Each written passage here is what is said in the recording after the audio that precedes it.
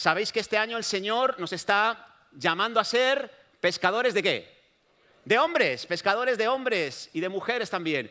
Pescadores espirituales. Dios nos ha llamado a alcanzar a los que aún no le conocen y a edificar a aquellos que ya le han entregado su vida. Y en estas últimas semanas hemos empezado un estudio de Mateo, capítulo 10, y estamos analizando ese capítulo, versículo a versículo casi, y estamos analizándolo para ser más conscientes de ese sagrado llamamiento que Dios nos ha dado, que Jesús nos ha dado de ser pescadores de hombres. Y dejadme que recapitule un poco lo que hemos visto hasta ahora. Hemos visto en Mateo 10, si queréis acompañarme en vuestras Biblias, el momento en el que Jesús, Mateo 10, 1, Jesús llama, selecciona, escoge a un grupo de personas, concretamente a 12, los selecciona por nombre. Y decíamos en esa enseñanza que Dios escogió a estos hombres y Dios nos ha escogido a nosotros también. Y nos ha escogido no por presión, por necesidad, nos ha escogido porque Él lo ha decidido así y nos ha escogido por nombre. No porque diga, uy, me he encontrado con este, ¿qué hago? Pues venga, le escojo. No, Dios tenía un plan para tu vida, Dios tenía un plan para mi vida, te llamó por nombre, sabía los pelos que tenías en la cabeza cuando te llamó, sabía que se te iban a caer y cuándo se te iba a caer, sabía todo acerca de ti y aún así te escogió para ser pescador de hombres. Y eso es algo maravilloso, saber que he sido escogido por Jesús para esta labor. Y luego hemos visto que a esos 12 los envió Jesús y les dio instrucciones. Les dio instrucciones y ahí tenía que ver más con la misión. ¿Qué tipo de misión les dio a estos 12? Les dio la misión de predicar el evangelio del reino, ¿os acordáis? Pero no solo predicar el evangelio del reino, también les envió para sanar enfermos, para echar fuera demonios, para limpiar leprosos. Les envió para hacer un evangelismo práctico. Y ese es el evangelismo y esa es la misión a la que hemos sido llamados nosotros. No solo hablar, sino actuar también. Y actuar en favor y en beneficio de las personas.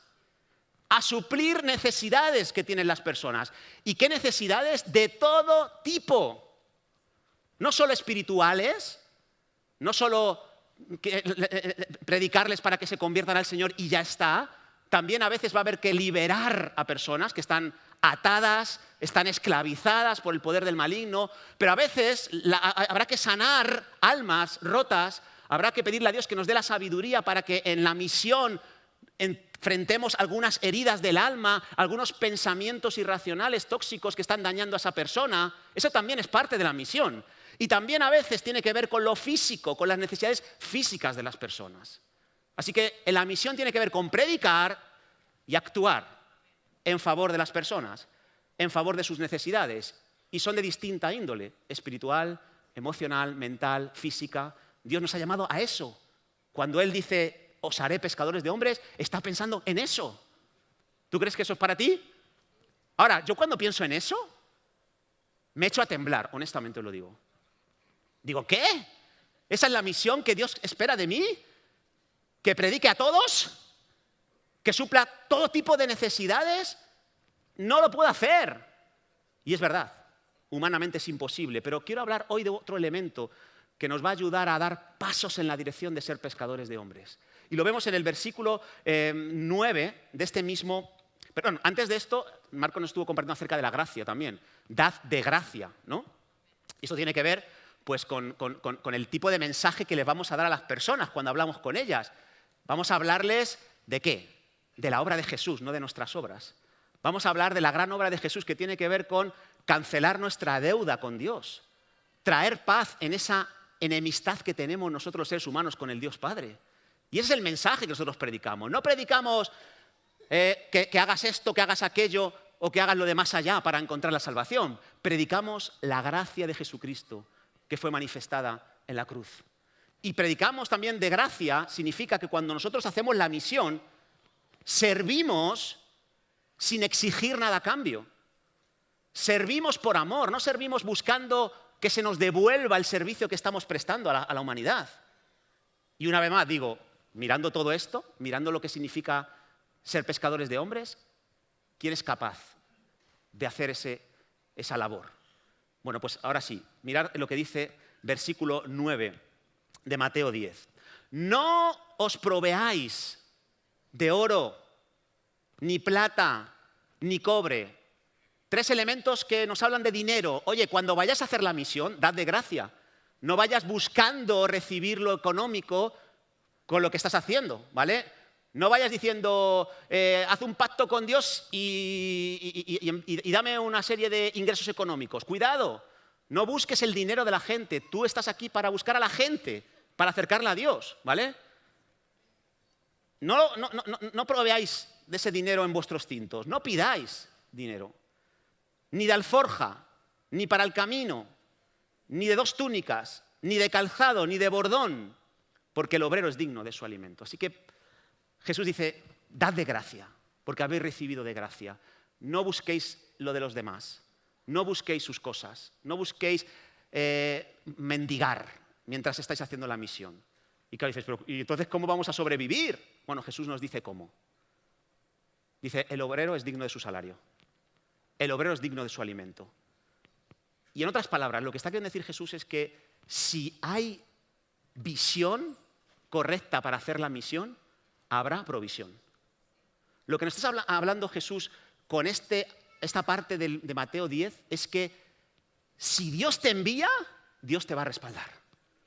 Si Dios te da una directriz, no te preocupes. Dedícate a hacer lo que Dios te ha dicho de la manera que Él te lo ha dicho y Él se encargará de los detalles, se encargará de todo, se encargará de cubrir todas tus necesidades como obrero de Dios. ¿Alguien cree esto? Si hay visión, hay provisión, dice el Señor. Donde no hay visión de Dios, tiembla, porque vas a tener que sacar el cinto, el monedero y pedir dinero para poder alimentarte. Vas a tener que hacerlo. Pero si hay visión, dice Dios, yo pago la cuenta. Al que no escatimonia a su propio Hijo, ¿cómo no nos dará juntamente con Él todas las cosas? Dice el Señor. ¿Cómo no lo va a hacer? Así que los escogidos debían viajar con lo que tenían, que no era mucho, y confiar en el Señor. Confiar que allá donde fueran tenían que predicar y suplir necesidades de todo tipo. Y el Señor se encargaría de tocar los corazones de las personas a las que servían para que no les faltaran lo necesario, lo esencial. ¿De dónde iba a venir la provisión? Dios iba a mover corazones de las ovejas perdidas de Israel a las que ellos iban a ir, y ellos se iban a encargar de proveer todo lo necesario a sus obreros, porque el obrero es digno de su salario, dice el Señor. Y así es como suceden las cosas cuando hacemos la misión de Dios. Tú encárgate de hacer lo que Dios dice. Me encanta, y vuelvo a esta historia de la multiplicación de los panes y los peces a menudo, porque me encanta, porque hay tanto ahí escondido. Me encanta ver cómo Jesús le dice a sus discípulos, dadles vosotros de comer a esta gran multitud. Y la primera inclinación de los discípulos es muy humana, echar cuentas. A ver, 2 por 2, 4, 3, 10, 28, me llevo una, no sé qué, 5.000, 4 panes, 3 peces, no da. No da. Señor, esta misión es demasiado exigente, demasiado grande para nosotros, ¿no? Y Jesús insiste, que vayas a suplir las necesidades de estas personas. En este caso son físicas. Vamos. No sé si me has entendido bien, Jesús. Que 2 más 2 son 4 y me llevo una y 81 y divido entre 3 y 4 y 5 y 5.000, contando solo hombres y no me ha dado tiempo a contar a las mujeres y a los niños. Y 4 panes y 2 peces. No da. Me gusta porque estos discípulos habían olvidado quién estaba con ellos. Estaba Jesús, el Dios de toda provisión. Estaba Jesús, que dijo que si Él te encarga algo, tú hazlo, que Él te va a dar todo lo que tú necesitas para llevarlo a cabo. Está el Jesús que dijo que si hay visión, habrá también provisión. Y aunque titubearon inicialmente, decidieron tomar en cuenta el factor provisión de Dios a la hora de hacer la obra, empezaron a caminar en esa dirección y tú sabes la historia. Todos comieron hasta saciarse, pero lo más bonito de esa historia es que sobraron, ¿cuántas cestas? 12 cestas. ¿Por qué 12 y no 11? ¿Por qué 12 y no 15? Yo creo que Jesús, en su humor característico, dijo, a ver, ven aquí, Pedrito, toma, una cesta para allí, para tu casa. Ven aquí, Andrés, toma, una cesta para ti, una para cada discípulo, para que no olvides que donde hay visión, hay provisión. Un recordatorio a los discípulos de que si Jesús está en la barca, no te preocupes, vas a llegar al otro lado. Esa es la idea de este pasaje. Así que hablemos de la providencia de Dios, porque de esto tiene que ver este pasaje, la providencia de Dios. Y analicemos en primer lugar la palabra, el término, providencia. Tiene dos partes el término. Hay un prefijo, pro, y hay un término llamado videncia. El prefijo pre significa antes y videncia se traduce como ver. De hecho, la palabra videncia, de ahí sale nuestra palabra en castellano vídeo, ¿vale? Así que cuando hablamos de providencia, estamos hablando de la capacidad que tiene Dios de ver con anticipación, ver de antemano lo que va a ocurrir. Ahora, providencia es distinto a presciencia. ¿Habéis oído hablar en términos teológicos sobre presciencia?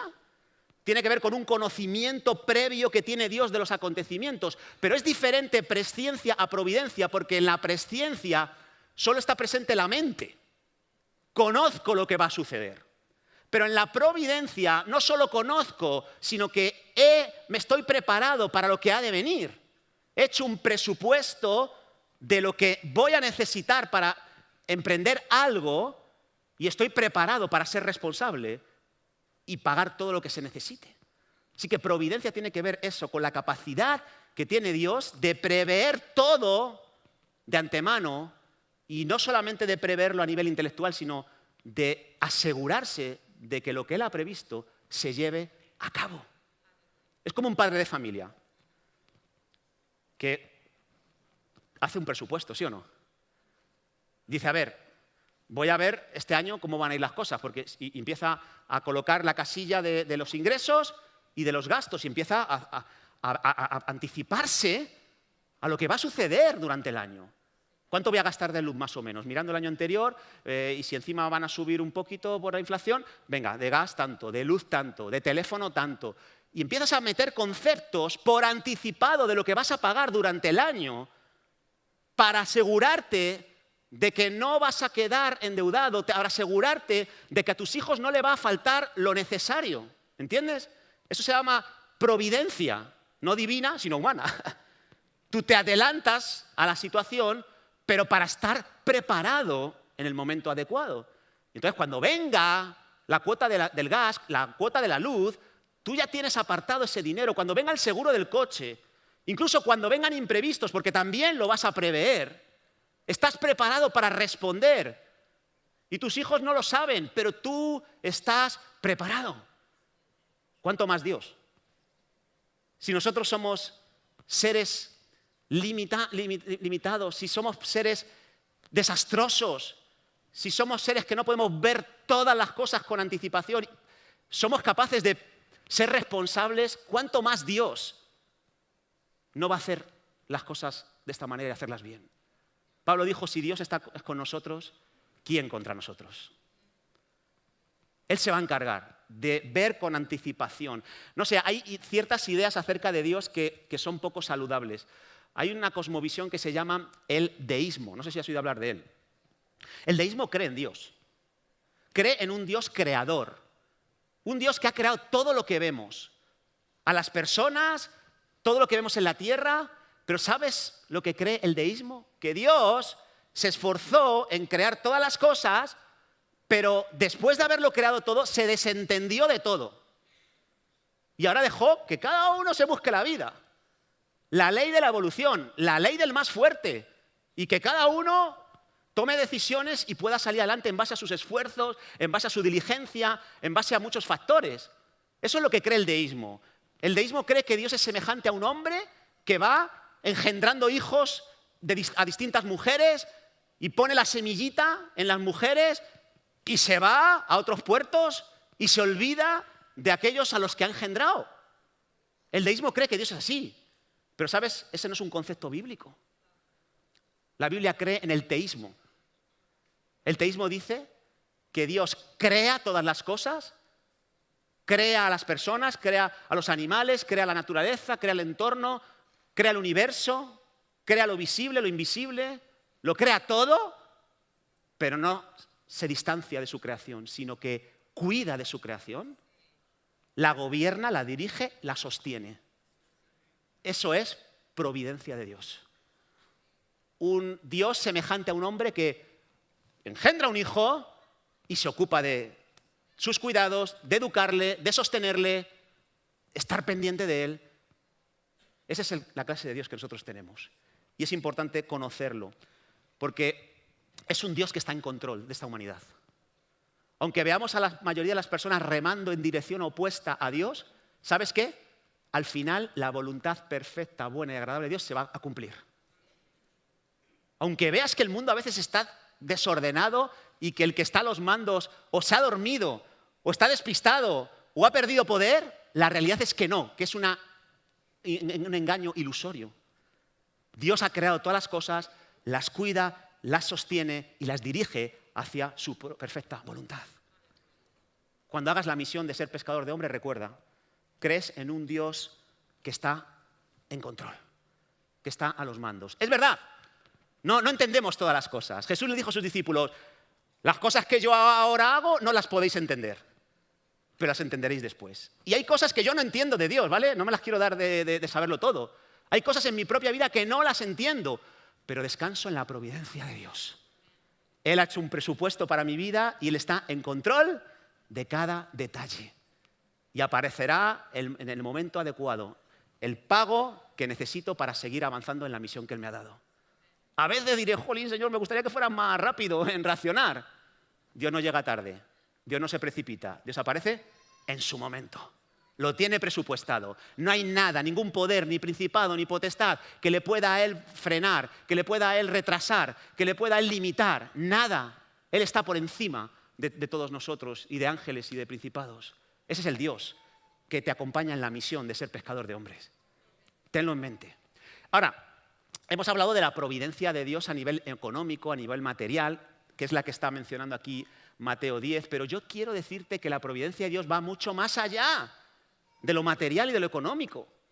Y déjame hacer un pequeño repaso de cómo se manifiesta la providencia de Dios en nuestras vidas, no solo en lo económico. Te podría contar muchos testimonios de cómo he visto a Dios acudiendo a mi rescate mientras hago la misión para Él y cómo me provee de todo lo necesario. Pero déjame hablarte de algunos elementos de la providencia de Dios. Por ejemplo, en nuestro nacimiento. ¿Sabes que Dios está en control de todos los detalles que conllevaron tu nacimiento? O sea, a mí me encanta el Salmo 139, que es un salmo de David, en el que David se está recreando, alabando, al reflexionar sobre cómo Dios se encargó de cada detalle de su cuerpo antes de que él naciera. Antes de que sus propios padres tuvieran una relación íntima, ya Dios estaba haciendo a David con sus capacidades. Y dice el Salmo 139, versículo 13, porque tú formaste mis entrañas. O sea, tú hiciste la parte más esencial de mi vida. Dice, tú me hiciste en el vientre de mi madre. O sea, mis padres tuvieron una relación íntima, pero si tú no hubieras metido las manos ahí, en el asunto, yo no hubiera sido lo que soy hoy. No hubiera venido a la vida. Así que el tener hijos no es una cuestión de dos personas, ¿vale? Es una cuestión de dos personas y Dios. Así que cuando alguien está embarazado, no es un asunto de dos ni de una persona. Es un asunto también de Dios. Te alabaré porque formidables, maravillosas son tus obras, madre mía. Estoy maravillado. Esto lo dijo David, pero cualquier científico, aunque sea ateo, también lo dice. Estoy maravillado del ser humano. No lo entiendo. Es un misterio. Con todos los adelantos que tenemos, los científicos que se encargan del estudio del ser humano todavía no pueden explicar la maravilla que tienen ante sí. Y por eso algunos no son creyentes, pero no creen en el creacionismo, pero creen en el diseño inteligente. Dicen, aquí ha tenido que haber alguien con un coco superior a todos nosotros. Porque un ser humano no puede nacer por la casualidad. Hay una causa detrás del ser humano y es más poderosa que nosotros. Se maravilló David, pero se maravillan los científicos. Y David dice, mi embrión vieron tus ojos y en tu libro estaban escritas todas aquellas cosas que fueron luego formadas. O sea, fíjate, ¿ves el presupuesto, la providencia de Dios? Tú me estabas formando en el vientre de mi madre y ya estabas escribiendo sobre mí en tu libro. Ya Dios estaba haciendo el presupuesto, quién iba a ser David, dónde iba a nacer, quiénes iban a ser sus padres, cuál era el destino que Dios tenía para él, qué propósito Dios tenía para él. Ya antes de decir, ¡ah! Ya estaban escritas todas esas cosas. Claro, dice David, cuán preciosas me son estas cosas, oh Dios, tus pensamientos se me escapan, cuán grandes son la suma de todo esto. La providencia de Dios en nuestro nacimiento. Hay un pasaje también del nacimiento de Isaac que me encanta, cuando llega después de 25 años, llega Jehová a la casa, al tabernáculo, a la tienda de Abraham y le dice lo siguiente, de cierto volveré a ti y según el tiempo de la vida, he aquí que Sara, tu mujer, tendrá un hijo. Ya está, ha llegado el tiempo y en el momento adecuado tu mujer se va a quedar embarazada. Abraham ahí, ¿cómo? Sin dientes, medio muerto, dice Hebreos. Y Sara, que estaba escondida, dice, ¡qué locura, qué locura! Sí, yo soy estéril, ya no me lleva a la costumbre de las mujeres. Y este hombre le tengo que meter en la cama así, a empujones y con la ayuda de los siervos. Va a poder... Y ya llega Jehová y dice, Sara, ¿te estás riendo? No, yo no me he rido, ¿eh? Y le vuelve a repetir. ¿Hay para Dios alguna cosa difícil, Sara? Al tiempo señalado, no cuando tú quisieras, no cuando tú tenías las capacidades para hacerlo, sino al tiempo señalado vendré a ti, dice. Vendré a ti y según el tiempo de la vida, Sara tendrá un hijo. Impresionante. ¿Cómo se llama eso?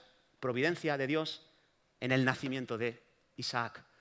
Y no hablemos de Jesús, que cuando vino el cumplimiento del tiempo, no antes, no después, sino cuando Dios lo estableció, vino Jesús, envió a su hijo, nacido de mujer, nacido bajo la ley, porque era así como tenía que ser, para que redimiese a los que estaban bajo la ley.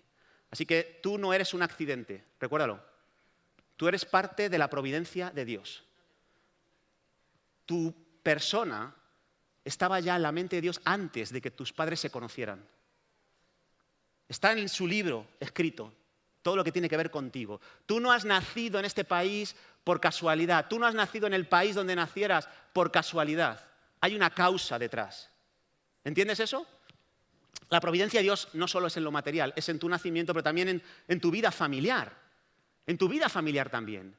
Yo puedo decir abiertamente que creo que Dios escoge desde antes que nazcamos a la persona con la que te vas a casar. Fíjate. Sé que hay gente que no comparte esto, pero esa es mi convicción. Y no sé si acordáis cuando Abraham quería buscar esposa para su hijo Isaac. ¿Os acordáis? Dijo, yo no quiero buscar esposa en este lugar donde vivo. Quiero que vayan a la tierra de donde yo vengo. Y envía a su siervo.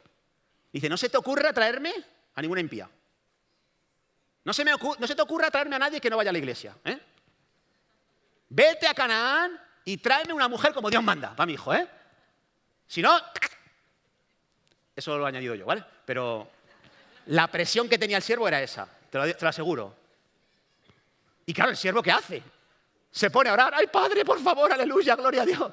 Ayúdame, guía mis pasos, por favor. Mira, lo puedes leer ahí en Génesis 24. Dice, dame, te ruego, el tener un buen encuentro cuando vaya a la tierra de mi Señor. Llega allí a la tierra, se para a un pozo y ve a un montón de mujeres que vienen a coger agua. Y se pone a orar en lenguas. Dios mío, te lo ruego, por favor, te lo ruego.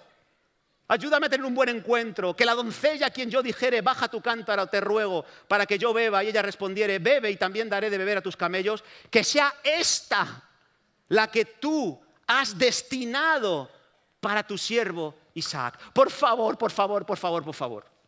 Tú conoces la historia, ¿verdad? ¿Qué pasó? Exactamente eso. Lo que la providencia de Dios había establecido. Que una mujer, la mujer que era para Isaac, hiciera todo lo que él pidió. Y se cumplió. Yo lo veo en mi vida y es exactamente lo mismo. Mira, yo cuando yo me convertí hace ya 25 años y medio, yo venía tan golpeado por mi mi historial de relaciones infructuosas en pareja. Fui tan consciente cuando me convertí de que yo era un desastre con las mujeres, que yo asumí por propia iniciativa que iba a quedarme como Pablo, soltero. Dije, lo mejor que puedo hacer por esta humanidad es quedarme soltero. Lo mejor. Y todo el mundo decía, tú tienes una chica y tal. Digo, no, yo como Pablo, soltero. Yo me había autoimpuesto el don del celibato, ¿sabes? Pero el Señor tenía otros planes para mi vida. Él había escrito en su libro que yo iba a estar casado. Y empezó a hablarme. Y yo resistía, que no, esto es del diablo, te reprendo, no sé qué. Bueno, cuando logró convencerme de que sí, de que debía apuntar a casarme, conocí a una chica que no era de esta iglesia. La conocí en eventos, en viajes, y hablábamos del Señor, compartíamos, orábamos juntos, nos intercambiábamos cartas en aquella época. Cartas, manos, fíjate. En blanco y negro te estoy hablando. Bueno, pues hicimos un congreso nacional. No habíamos hablado nada de lo que sentíamos, pero era más que evidente que el amor estaba en el aire, ¿sabes? Era más evidente que había una atracción entre nosotros. Nunca habíamos puesto las cartas sobre la mesa. Y de hecho yo nunca lo iba a poner con una mujer. Yo siempre estaba diciendo, la que tenga que ser, que venga a mí primero. Que tome ya la iniciativa. Y llega esta hermana, el último y gran día de la fiesta del Congreso Nacional. Y me dice, Pedro, tenemos que hablar de nuestra relación. Quiero que hablemos. Era el último culto del Congreso. Y me dice, cuando acabe la reunión, quedamos para hablar. Y yo dije, vale. Y yo dije, van a correr ríos de agua viva.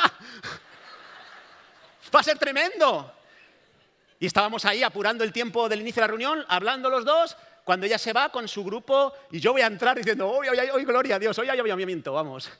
Y me coge Marcos Vidal, el pastor de la iglesia, y dice, Pedro, tienes que hacerme un favor. Hay un conferencista que ha estado con nosotros, pero se tiene que ir, ¿vale? Así que, porfa, ¿le puedes llevar a la zona norte de Madrid? Y yo, aleluya. Heme aquí, Marcos, envíame a mí. Aleluya.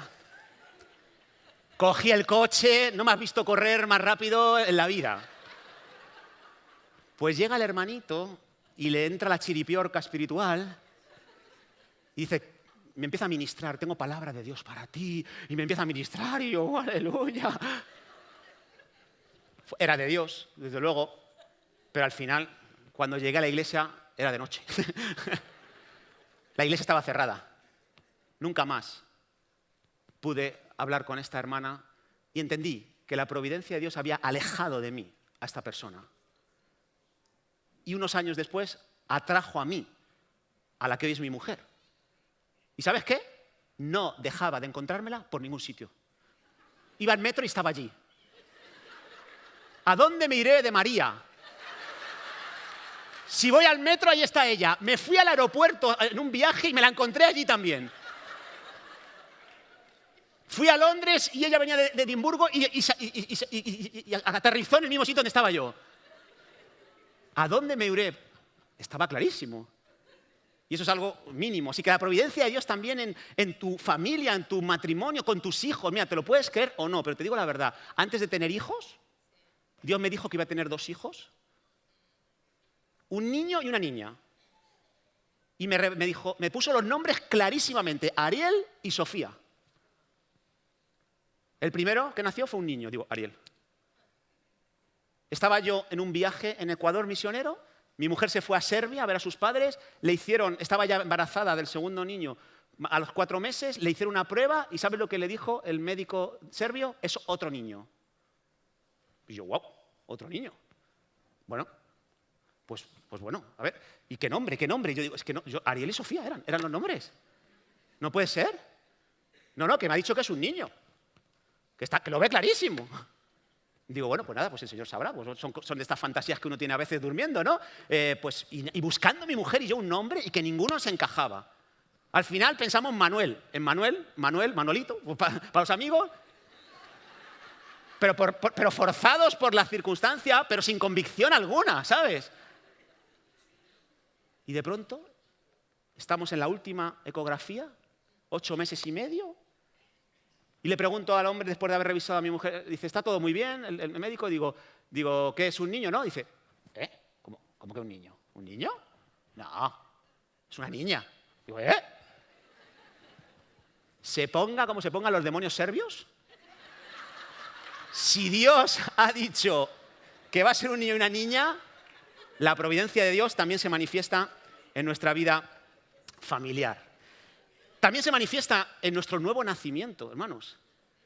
¿Crees que es casualidad que alguien nazca de nuevo?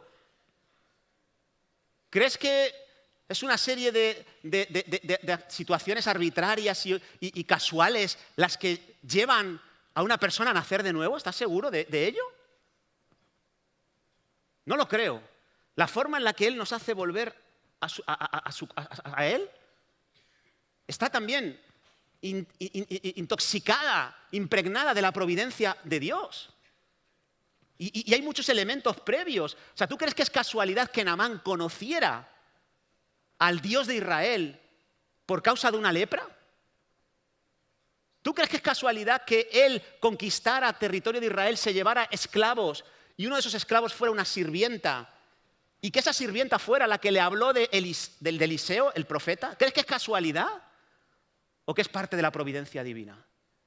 ¿Crees que es casualidad que un carcelero de Filipos, probablemente inquieto por su vida y por su sentido de trascendencia, de pronto hay un terremoto, se va a matar y aparecen allí Pablo y Silas diciendo, no te mates, cree en el Señor Jesucristo y serás salvo tú y toda tu casa? ¿Crees que es casualidad eso? Y te podría seguir mencionando un montón de pasajes en los que no hay casualidad en la conversión de una persona, hay causalidad. Hay una causa mayor, que es Dios, detrás. Y por no hablar de mi experiencia, ¿crees que es casualidad que el amigo del alma mía, la persona con la que yo he pasado 19 años de mi vida, que era una persona, como dicen los latinos, uña y mugre, ¿no? Conmigo, uña y mugre, uña y carne decimos nosotros, es más decoroso, porque a ver quién es la mugre y quién es el de la uña. Yo era la mugre seguro, vamos, ya lo digo. Qué casualidad que ese amigo del alma, que éramos indestructibles como amigos, éramos como David y Jonatán, el amor de las mujeres no nos separaba. No nos separaba. Estaba por encima nuestra amistad. Trabajábamos juntos siempre. Y era una unión increíble. Y llega una impía, una chica, que se novió con él, empezó a meter cizaña hacia mí, porque probablemente le causó inseguridad que nos lleváramos tan bien, y terminó separándonos. Qué casualidad que me dejó rota el alma, que me dejó destrozado. Y empecé, para intentar suplir mi dolor y mi necesidad, empecé a salir con un montón de mujeres que me dejaban cada vez más vacío. Qué casualidad que encuentro una que digo, bueno, pues esta puede ser, que supla mi necesidad de compañía y la soledad que llevo en el alma. Y de la noche a la mañana, qué casualidad que desaparece del mapa. Qué casualidad que me deja otra vez herido de muerte, sin propósito, con 19 años. Qué casualidad que mi hermana me llama y me dice que se va a casar. Qué casualidad que se casa en una iglesia evangélica. Qué casualidad que el día que voy allí estoy tan mal que todo me sabe a gloria lo que escucho. Qué casualidad. Qué casualidad que me doy cuenta de que aquel lugar, aquella iglesia de Pedro X era puerta del cielo, era casa de Dios para mí. Si no hubiera pasado por todo ese tipo de acontecimientos, te aseguro que probablemente nunca habría mirado hacia el cielo. Qué casualidad. Hay muchas casualidades de estas en cuanto al nuevo nacimiento, pero también las hay en cuanto a nuestro llamado. En cuanto a nuestro llamado, la providencia de Dios también está presente en nuestro llamamiento. ¿Sabes cuántas veces yo me he quejado por el tipo de trabajos que he tenido antes de estar en el ministerio? Trabajos que dicen, madre mía, tengo que estar tratando con un montón de gente. Madre mía, vaya trabajo, tengo que aguantar a gente de distinta personalidad, de distinto temperamento, de distinta nacionalidad, con distintas costumbres, gente que se queja hasta la saciedad, Gente que solo busca sacarte la sangre y nada más. Señor, quítame este trabajo. No era creyente, pero pensaba, digo, necesito otro trabajo. Qué casualidad que estuve trabajando muchos años como encargado, como responsable, como líder de equipos. Qué casualidad que sin haber estudiado para ello me contrataron. Y bueno, y Pepito está aquí, porque me contrataron una vez, él me buscó un trabajo, una ocasión, con un hombre que necesitaba un secretario, un administrativo. Y yo no sabía ni encender el ordenador. Y digo, pero mira, me encanta el trabajo, está bien pagado, pero yo es que nunca he trabajado como administrativo. Yo soy un hombre de acción. Da igual. Quiero que estés trabajando para mí. De hecho, me voy a ir de viaje y tú, dedícate, ahí tienes un ordenador, dedícate a aprender a cómo funciona eso, empieza a trabajar y búscate la vida para aprender. Y me tiraba 8 horas al día durante varios meses simplemente aprendiendo a cómo funcionaba un ordenador. Me apoyé en algunos hermanos de la iglesia que les llamaba para que me pudieran explicar. Aprendí a llevar la gestión de las cuentas, aprendí a llevar la administración, aprendí muchas cosas que cuando el Señor me apartó para el ministerio, todas esas cosas que yo he ido aprendiendo en los trabajos, ¿sabes qué? Eran lo que yo necesitaba para el ministerio. Impresionante. ¿Casualidad o causalidad? Providencia de Dios en nuestro llamado también. Fíjate David en el Salmo 78, 70. Eligió a David su siervo y lo tomó ¿de dónde? De las majadas de las ovejas, de tras las paridas lo trajo. ¿Casualidad de que David se dedicara a ser pastor de ovejas? No, porque aprendió allí habilidades que le iban a servir para su verdadero destino, su verdadero llamamiento. Dice, apacentar a Jacob su pueblo, a Israel su heredad. Y los apacentó conforme a la integridad de su corazón, los pastoreó con la pericia de sus manos. ¿Por qué llegó a ser un buen pastor de personas, David? Porque fue un extraordinario pastor de ovejas. ¿Por qué le dice a Pedro, yo os haré pescadores de hombres? ¿A qué se dedicaba Pedro? A pescar peces. ¿Casualidad o causalidad? Providencia de Dios. Otra área donde también vemos la providencia de Dios, al guardarnos del mal. Al guardarnos de peligros. Mira, en un mundo como este, lleno de peligros, llenos de maldad, llenos de pecado, la providencia de Dios detiene el mal, no solo que viene hacia nosotros, sino de la humanidad. Dios a día de hoy está, aunque no te lo creas, restringiendo la expresión de la maldad en este mundo. ¿Vale? Fíjate este pasaje de 2 de Tesalonicenses capítulo 2, 7. Ya está en acción el misterio de la iniquidad. Ese misterio que tiene que ver con la perversidad tan retorcida que hay en el mundo, en algunas personas. Ya está en acción ese ministerio. Solo que hay que al presente lo detiene. Hay una fuerza superior a toda la maldad que está deteniendo la expresión en su más alto grado de la maldad de la humanidad. Y pasan cosas muy malas, muy terribles, pero ¿sabes? Podrían pasar cosas mucho más terribles si no hubiera alguien que en el presente lo está deteniendo. ¿Quién es ese alguien? Hay cosas que Dios está haciendo, por ejemplo en el diluvio. En el diluvio el nivel de maldad de los seres humanos iba aumentando a niveles preocupantes. Y Dios decidió intervenir y detener la maldad que había en la humanidad. En Sodoma y Gomorra el nivel de maldad estaba a unos niveles preocupantes. ¿Y sabes qué? Dios intervino para frenar la manifestación en su más alto grado de esa maldad que se estaba practicando en esas ciudades. Dios se encarga de evitar que el mal llegue a un nivel excesivo a la humanidad y Dios se encarga también de evitar que el mal nos toque a nosotros. ¿Te acuerdas de David? David se escondió y logró sortear las embestidas de Saúl en muchas ocasiones, pero hubo una en la que Saúl estuvo a punto de capturarle, estuvo a punto de cogerle, ya no podía escapar por ningún sitio y ¿sabes qué? En ese momento le llega una noticia a Saúl. nos han invadido ejércitos enemigos, la nación de Israel está en peligro. Y Saúl deja a su presa libre para atender los asuntos del reino. ¿Casualidad o providencia de Dios? Providencia de Dios, sin duda. ¿Cuántos pescadores de peces, no se han encontrado con las maravillas de la providencia de Dios? ¿Cuánta gente que no es creyente dice, madre mía, íbamos a naufragar, ya estábamos a punto de entregarnos a la muerte y de manera milagrosa fuimos librados del mal? ¿Cuántos conductores? Hablaba esta semana con un hermano que es camionero y me contó que ha tenido 3 accidentes terribles con el camión y todo el mundo coincide en algo, ha sido un milagro de la providencia de Dios. Recuerdo antes de convertirme, yo iba con la moto de mi hermana y yo iba sin carnet y sin casco. Y yo, ¡uah! Y era un día de viento. Y veo una furgoneta, un camión de estos de mudanza con las puertas plegadas al lateral y el viento, justo cuando yo iba a pasar por ahí, mueve una de las puertas y la pone frente a mí. Yo sabía el destino al que yo estaba abocado, darme un golpetazo con la puerta y matarme.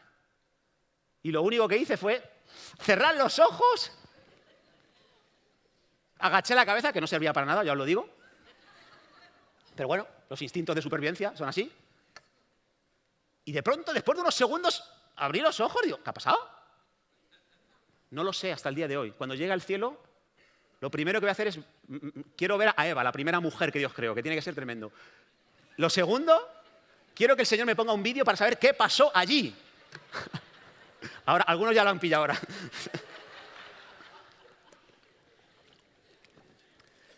Quiero saber qué pasó allí. Estoy seguro que un ángel enviado por la providencia de Dios que levantó, no sé qué pasó, no sé. O me hizo muy pequeñito como un motorista de estos de colección. Pero el caso es que no sé a día de hoy. Mira, yo no era creyente, pero yo me paré y miré al cielo y dije, hay un Dios en el cielo. Porque fue la providencia de Dios librándonos del mal. Y por último, hermanos, otro aspecto de la providencia de Dios, con el pueblo de Dios, con la iglesia. ¿Tú te has dado cuenta de cuántas casualidades le acontecen a la iglesia de Dios? ¿Tú te has dado cuenta de que no hay una institución más perseguida? Escúchame, no hay ninguna institución más perseguida que la iglesia en estos días. Y sigue avanzando, sigue creciendo. ¿Te has parado a pensar por qué sucede eso? ¿Por casualidad o por la providencia de Dios? En la escuela bíblica estamos estudiando el libro de Esdras, Esther, Nehemías, y en el capítulo 1 de Esdras hay un pasaje interesantísimo. Dice que Ciro, rey de Persia, y que nunca se convirtió al Dios de Israel, de pronto se siente impulsado para cumplir ¿el qué? Una palabra de Dios que fue citada por un profeta llamado Jeremías. Y la palabra decía que él iba a firmar un decreto para liberar a los judíos que quisieran volver a Jerusalén. Y coge Ciro en contra de sus propios intereses y firma una ley que le perjudica seriamente a él y dice que todos los judíos que se quieran ir, que se vayan a Jerusalén a edificar el templo. Pero no solo eso, sino dice, y nosotros los que nos quedamos vamos a aportar de nuestro bolsillo dinero, recursos para que ellos hagan esa labor. ¿Cómo es posible que un tipo haga eso? ¿Casualidad o providencia de Dios? ¿Cómo es posible que un hombre como él lo haga justo en el año 70 de la cautividad? Justo lo que dijo Dios, que iban a estar 70 años en la cautividad. ¿Casualidad o providencia de Dios? Y vemos una y otra vez que aquellos que bendicen a Jesús, que bendicen a su iglesia, son benditos. Y los que maldicen a su iglesia experimentan fatalidades y calamidades. Lo vemos una y otra vez. Vemos a Faraón que se empeña en no dejar salir al primogénito de Dios, que es Israel. Y Dios le avisa, oye, que tengo en mi presupuesto que Israel tiene que salir de Egipto a la tierra que yo les he dado. Déjalo, Faraón. No, 10 veces. 10 plagas tienen que pasar para que Faraón pueda responder. No lo hace. ¿Y qué pasa? que él retiene al primogénito de Dios y su propio primogénito muere. ¿Casualidad? ¿O es que Dios, la providencia de Dios, guarda a su pueblo? ¿Casualidad de que un loco llamado Herodes, Agripa, de pronto quiera agraciarse con los judíos y mate a un discípulo de Jesús llamado Jacobo y a otro le meta preso para matarle al día siguiente? ¿Casualidad de que la iglesia se ponga a orar y que haya un terremoto y que un ángel saque a Pedro y aparezca en el culto de oración llamando a la puerta? ¿Casualidad o providencia de Dios con su pueblo y con su iglesia? Tantos ejemplos, hermanos, donde vemos a Dios interactuando de esta manera. Y por lo tanto, si todo lo mencionado es cierto, si las cosas no suceden por casualidad, sino por una causa mayor, que es Dios en nosotros, si Dios nos ha enviado una misión muy difícil, imposible, pero promete proveernos todo lo necesario para cumplirla, si esto es así, ¿cómo nos tiene que afectar? ¿Cómo nos tiene que afectar esto a nosotros? ¿Qué implicaciones tiene? Bueno, en primer lugar, mira, si esto es así, te animo a que en los próximos días, semanas, meses y años puedas dedicar tiempo a observar detenidamente cómo Dios está en todo lo que te acontece. Préstale atención, mira, sé un paparazzi de Dios. ¿Sabes lo que es un paparazzi? Personas que no tienen vida, que su vida es la vida de otros y están escondidos, camuflados para intentar pillar a ciertas personas, a ciertos famosos en situaciones íntimas o extraordinarias. Y eso les va a otorgar una serie de beneficios económicos bastante importantes. Conviértete tú en un paparazzi de Dios. Todo lo que te suceda, sea bueno, sea malo, analízalo, intenta pillar a Dios en medio de eso. Intenta ver la mano de Dios obrando en lo que te está sucediendo. Porque eso va a ser lo que tú necesites para poder seguir cumpliendo con ese llamamiento de ser pescador de hombres. Fíjate lo que dice Eclesiastés 7. Mira la obra de Dios. Eclesiastés 7, versículo 13. Mira la obra de Dios. Observa con detenimiento. Sea un paparazzi de Dios. Intenta sacar una instantánea de Dios. Porque ¿quién podrá enderezar lo que él torció? En el día del bien. Intenta detectar a Dios ahí. Y te vas a gozar en ese día. Te vas a gozar.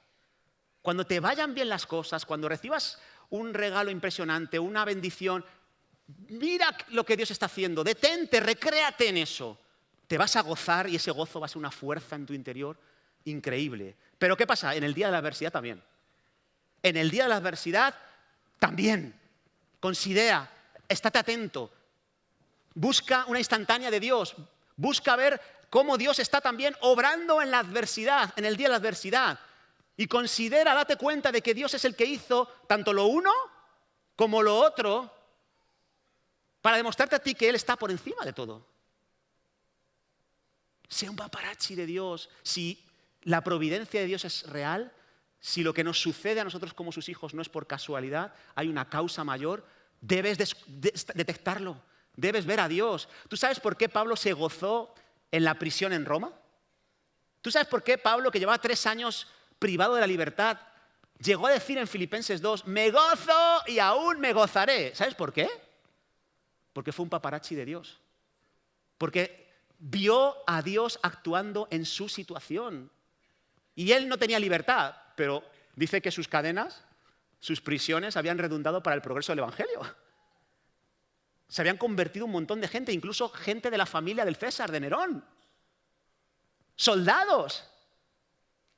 Los hermanos de Roma habían cobrado una energía, una vitalidad, un ánimo, una valentía para predicar el Evangelio como nunca, gracias a las prisiones de Pablo.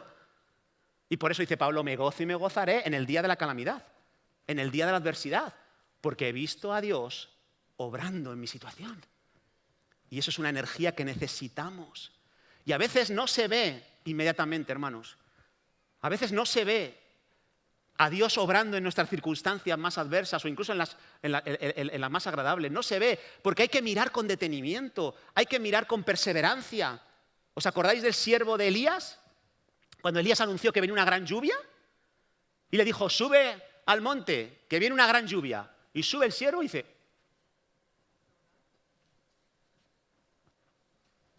pues no veo nada. Y baja. Oye, que no veo nada. Sube otra vez.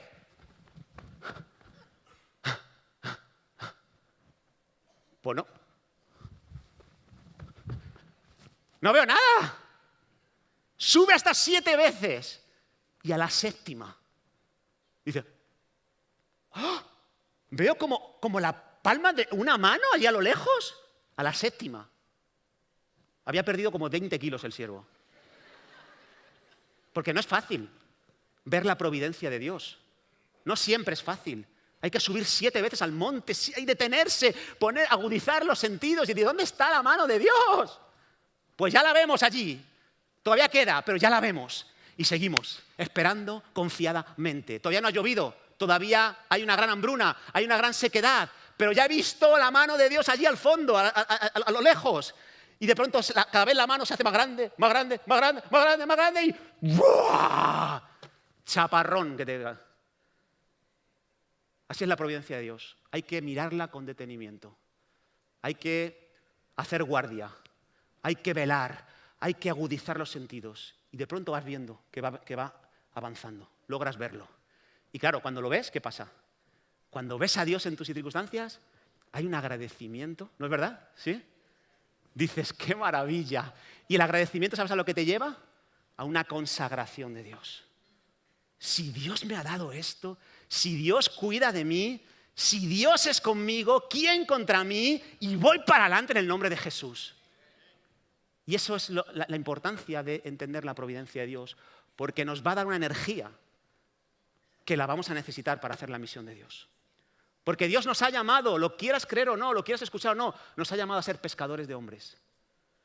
Y es una misión que tiene que ver con pescar a todos, de suplir necesidades de todo tipo, sin pedir nada a cambio, dándonos con amor, por gracia, como hemos recibido nosotros. Y esa es una obra sobrenatural, imposible para los hombres. Y vas a necesitar la provisión, vas a necesitar la providencia de Dios, vas a necesitar estar atento a ella para poder avanzar en este llamamiento. ¿Amén? Necesitamos estar cerca de Jesús en este tiempo para poder ser conscientes. Voy a pedir a los músicos que me acompañen, hermanos. Quizás me pasa un poco, no sé la hora, porque ni veo ya. Pero claro, como vengo de mes en mes, pues me he permitido alguna licencia. Hermanos, no olvides en quién has creído. No olvides que Jesucristo es el que creó todas las cosas, según Colosenses. Por Él fueron creadas todas las cosas. Las que hay en los cielos, las que hay en la tierra, las cosas visibles, las invisibles, cualquier trono, cualquier dominio, cualquier principado, cualquier potestad, todo fue creado por Él, pero no solo se quedó ahí, en la creación. Dice que fue creado por Él, por medio de Él y para Él, y todas las cosas en Él subsisten. No es un Dios que se desentienda, no hace algo y se olvida de lo que ha creado. Es un Dios que gobierna lo creado, cuida de ello, lo sostiene, lo sustenta, lo dirige hacia sus propósitos. Y tú estás ahí, hermano, yo estoy ahí, en ese caminar, en las manos de Dios, en un lugar seguro. Y si tú no has estado, si no estás ahí, si sientes que no estás ahí en ese lugar, si no estás en Cristo, si nunca antes has entregado tu vida a Jesús, quiero que te lo replantees. Quiero que pienses que no es casualidad que estés aquí. No es casualidad y tú lo sabes. Hay una causa y es que alguien ha muerto por ti para librarte de tus pecados, para llevarte a la vida eterna, para darte una vida más abundante. Y tienes que dar una respuesta. ¿Eres capaz de ver a Jesús en la cruz muriendo por ti? Cuando logras verlo, tu vida cambia, tu vida transforma. ¿Por qué nos ponemos en pie, hermanos? Aleluya, Señor. Te adoramos. Si nunca antes has entregado tu vida a Jesús, por favor, plantéatelo. Plantéate dar hoy ese paso de acercarte a Jesús para descubrir el plan que Él ha preparado de antemano para ti. Para descubrir cómo Él nunca te ha dejado solo en ninguna circunstancia. para poder comprender cómo Él mueve todos los hilos de tu vida. Si nunca antes has entregado tu vida a Jesús, te animo a que lo hagas hoy. Te animo a que lo hagas hoy. Aleluya.